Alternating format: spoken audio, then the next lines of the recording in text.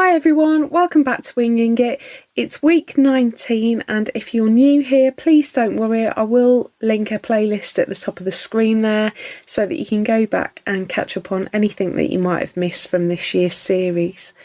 We're making a quilt on a garden theme and each week we make around about one block. Sometimes we're piecing blocks together and later in the year we'll be putting our quilt top together, learning about the quilting process and creating our finished project. This week I thought it might be fun to revisit one of the blocks that we did right at the beginning of the project. It was our first block and that was the scrappy flowers, and I thought it might be nice to take inspiration from what's happening outside in our gardens.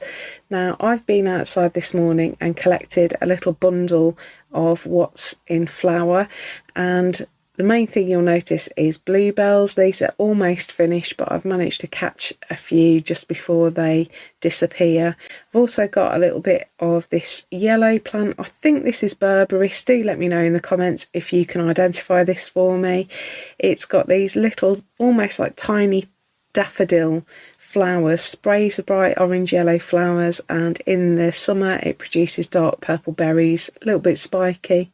I've also not been able to mow my grass because it's been raining quite a lot, so I've got loads of daisies, and my front garden is awash with forget-me-nots, and I know they're quite invasive but I can't bring myself to pull them up because I absolutely adore these tiny little beauties.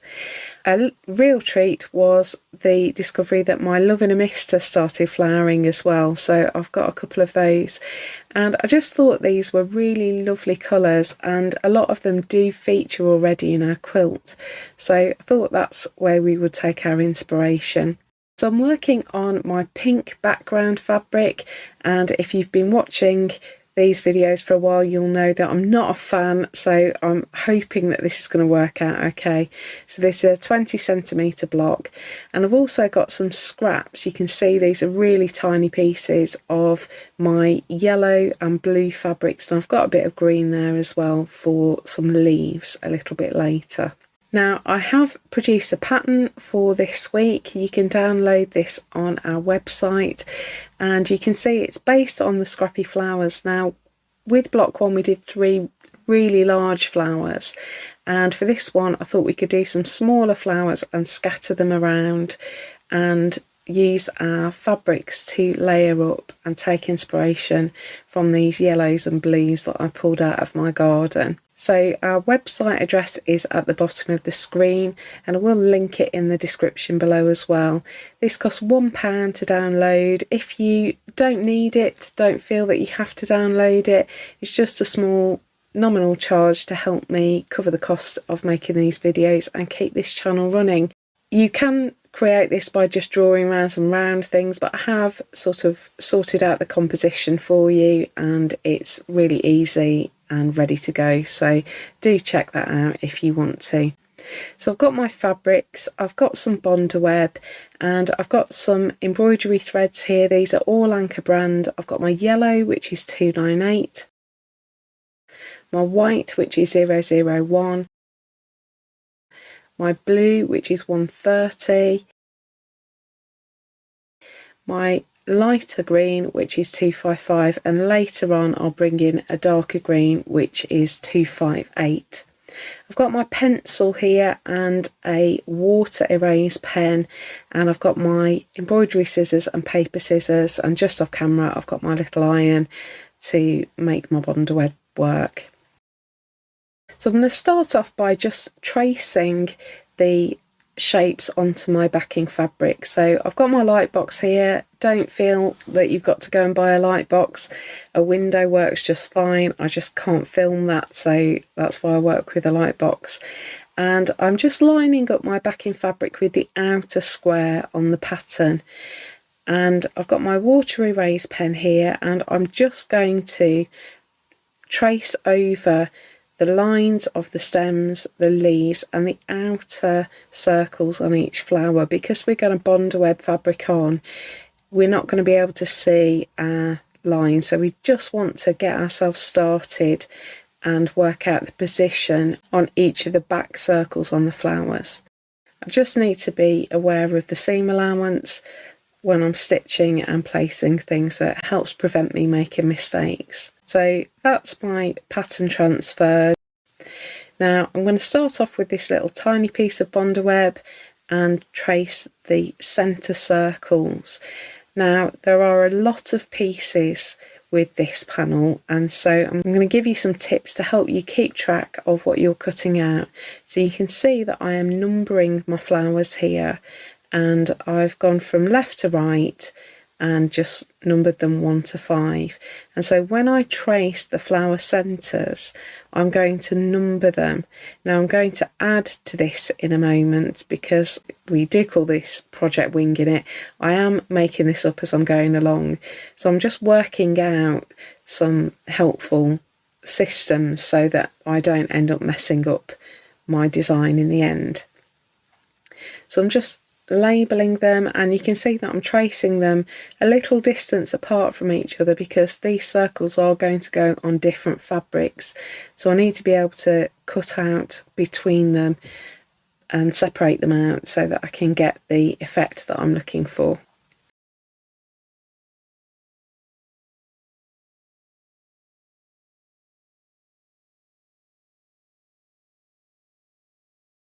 So now I'm going to add a letter C to each of these, because each flower is made up of 3 circular pieces, and so we're going to make our biggest circle A, our middle circle B, and the centres C. So now I've numbered those circles 1 to 5C, and I know that when I cut them out they are going to need to be the centres.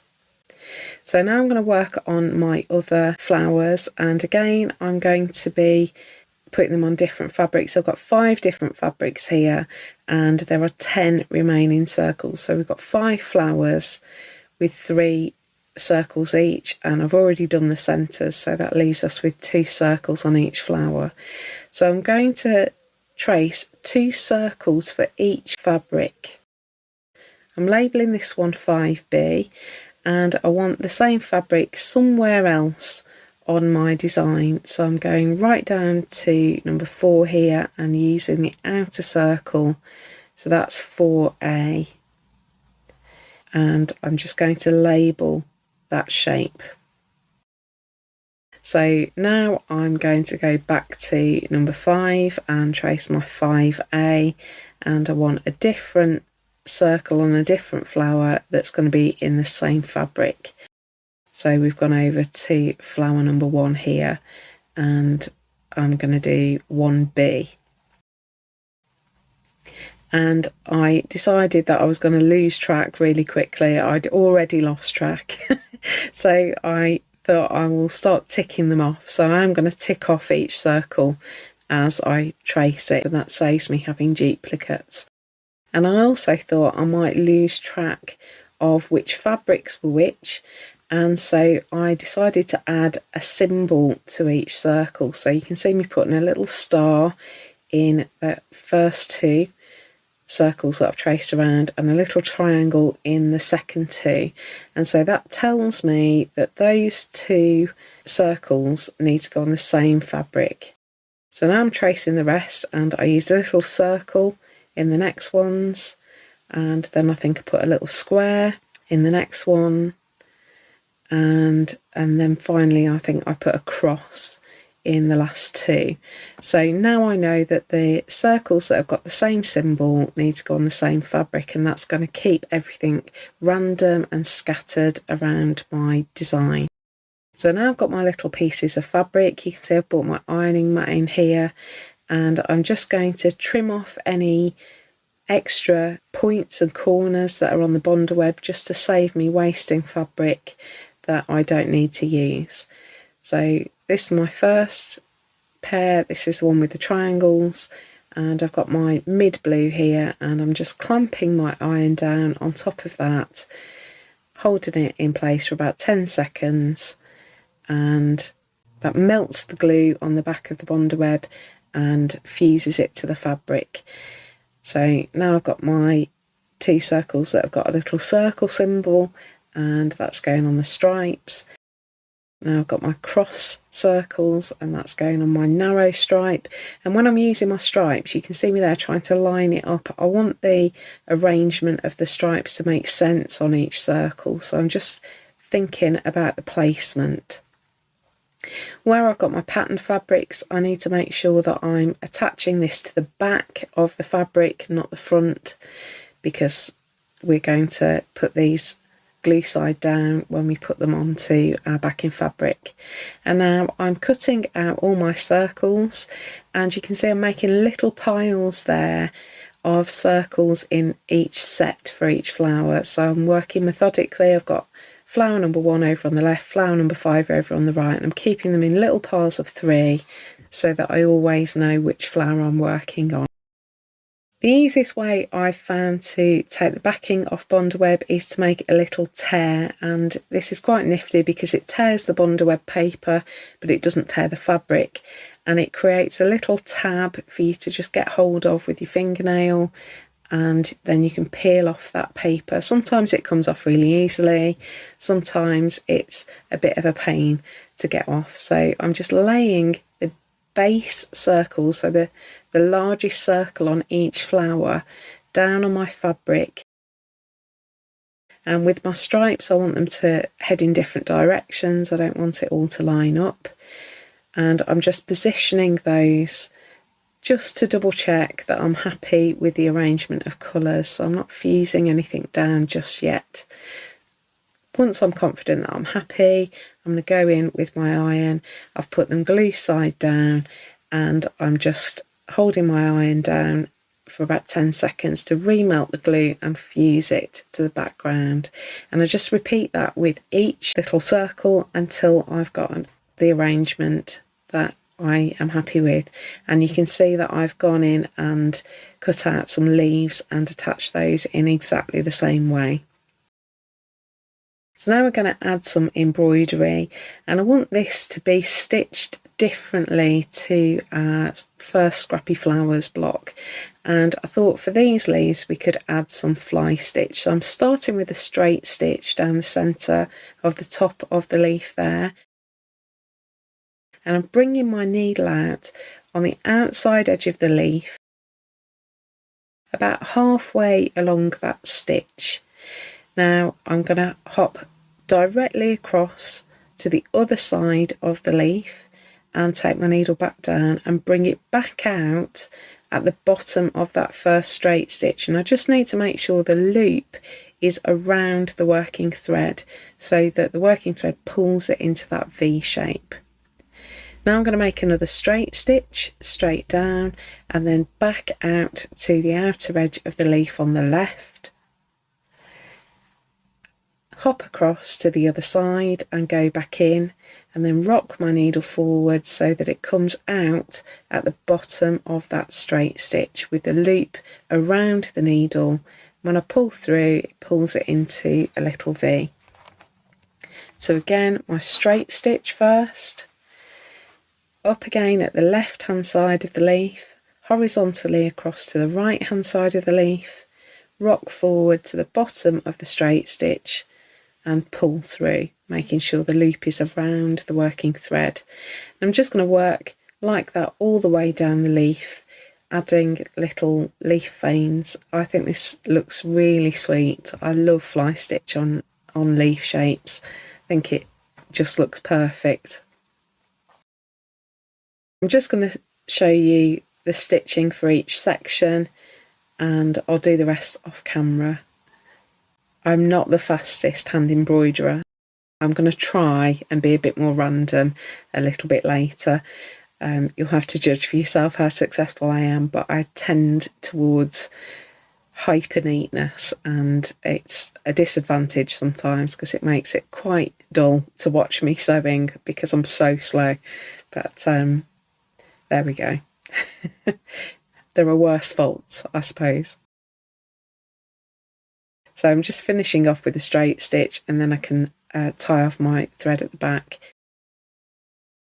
So now I've got my mid green that I've been using across my quilt, and I thought we would do this for the stem. I want a little bit of variety, and for the stem I thought we'd try a new stitch, and that is cable chain stitch. So you can see I'm starting a chain stitch there. I've brought my thread up, taken my needle back down at the same point, and then rocked my needle forward to bring it up a little way down the stem and inside that loop. And now we're going to add the cable. So I'm holding my thread taut and I'm going to wrap it over the top of the needle and back up underneath it. And I want to keep that thread under tension all the time, and I'm taking my needle back down a little way down the stem, and when I pull through I create a new loop, and that's going to form my next chain stitch. So now I bring my needle back up inside that loop and pull through. I also have created a little bar that is joining up those two chain stitches.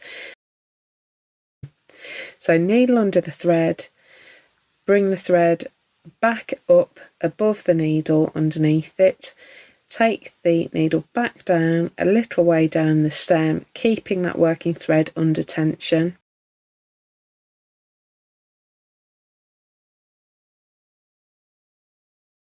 Pull through to create a new loop, and that's going to form our next chain stitch. So now bring my needle up a little way down the stem inside that loop and pull through. And that's my cable chain. So I'll just show you that again.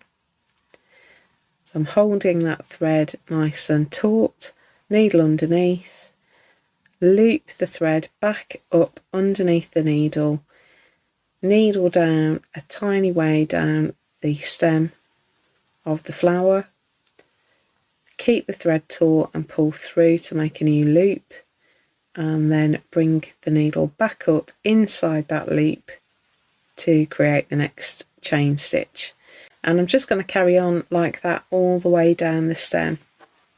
I absolutely adore this stitch. I don't know why, I really love it. I use it all the time, and I'm just making sure that my stitches touch the leaf so that it's not floating, and that's me putting in all the stems and all of the leaf stitching. So I'm already delighted with this. I don't know why it made me so happy. I just love those little lumpy stems. Now for the flowers, I thought we could take some inspiration from Love in a Mist, because it's in the name. I love the way that the leaves create a sort of mistiness around the flower.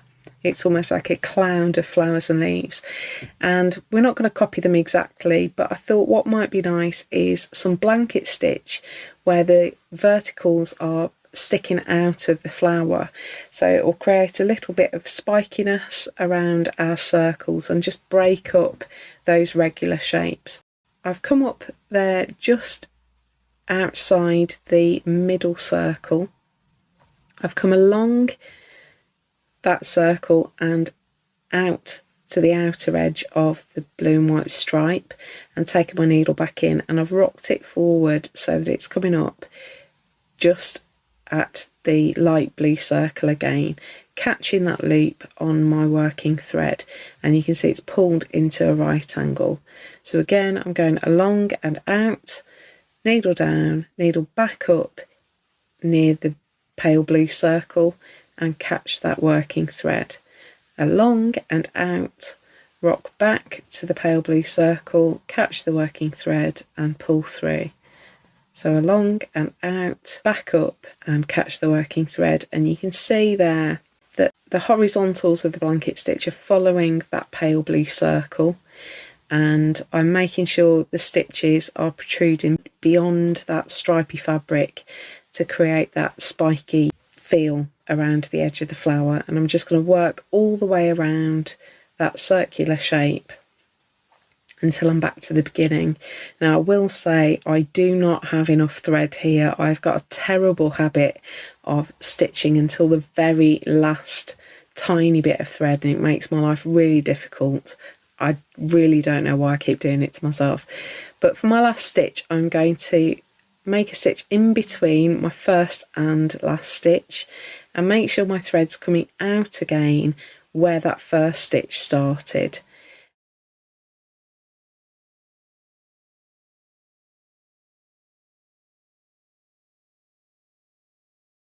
and then I'm going to hop over that first stitch and go through to the back, and that means that there's no obvious beginning and end to my stitching, and I get a really nice complete circuit.